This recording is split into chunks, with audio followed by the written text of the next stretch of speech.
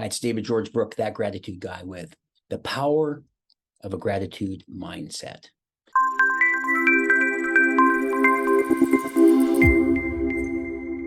So what is the story on this thing about gratitude anyway? Where did this come from? How did I get into it? How did this become such an impact in my life? Well, let me start by saying that when you go through different challenges in life, life is such a roller coaster ride of ups and downs, and everybody loves the ups. Nobody really likes to go through the downs, but it's the downs where you really learn your lessons and really the things that will make you learn to look back and say, what did I learn from this? What could I take away from this? What can I apply to the future? But it just goes up and down. And so what do we do when we're in those down phases, when nobody returns your phone call and you don't seem to have any friends, or it seems like life's pretty lonely? Well, one of the things that I found was gratitude.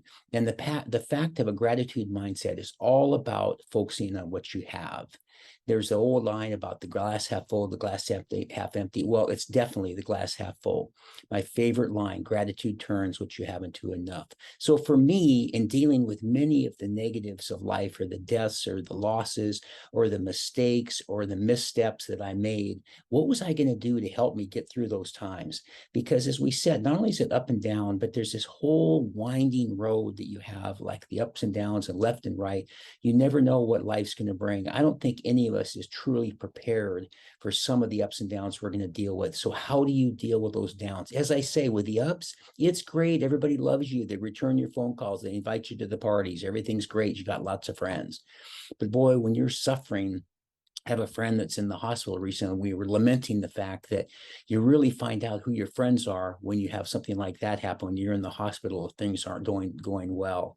So what do you do during those times? Because I think one of the things I talk about, which is so important, I contend the most important relationship you're ever going to have is the one you have with the person in the mirror. If you have a strong relationship with the person in the mirror, everything in your life works better. It just seems to flow better. You don't have this over-reliance on people that you count on that don't come through for you. If you have that great relationship, everything just seems to flow. And that's what's really important. Well, what helps do that? A gratitude mindset does that, and a gratitude practice. What are some of the elements? Focusing on what you have. Make your strengths productive, make your weaknesses irrelevant. It's so important to think and lead with your strengths, and don't worry about what the things that aren't working in your life or that you're not that good at. It's not that important. I've said many times, I've spoken to 10,000 soldiers, but I can't draw a circle to save my life. So I'm not going to go take an art class. So really think about that and go towards the strengths, go towards the things that you are good at, that you like, that you enjoy. You know, they say if you enjoy your work, you never work another day in your life. And I so love what I do, spreading this message about gratitude and why it's so important and how it can help you so much. And I think that many times I think about how it changed me and how it kind of saved me, and it gave me this because it kept me on this constant focus. And that's why the gratitude journal is so important, because every single day I write down everything I'm grateful for, and it makes such a difference. I am so grateful for my health. I am so grateful for my sons. I am so grateful for the sunny day that it is today, or whatever it might be. It keeps your mind focused on your blessings and abundance. And that is so, so very important. So really consider a gratitude mindset, consider a gratitude practice, throw in some other things there like meditation and the gratitude journal, and letting people know on a regular basis how grateful you are to have them in your life.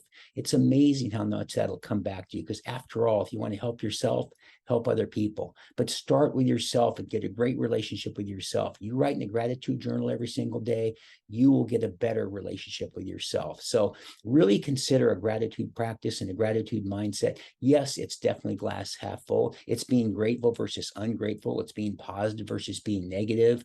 There's a lot of negative people in this world. There's a lot of reasons to be negative in this world. So really, really think about that and just ask yourself, how would I benefit from a gratitude practice and a gratitude mindset? It is such a great way to live. So some things to think about, and definitely think about a gratitude journal as well. I'm that gratitude guy. Remember, be grateful and never quit. Take care.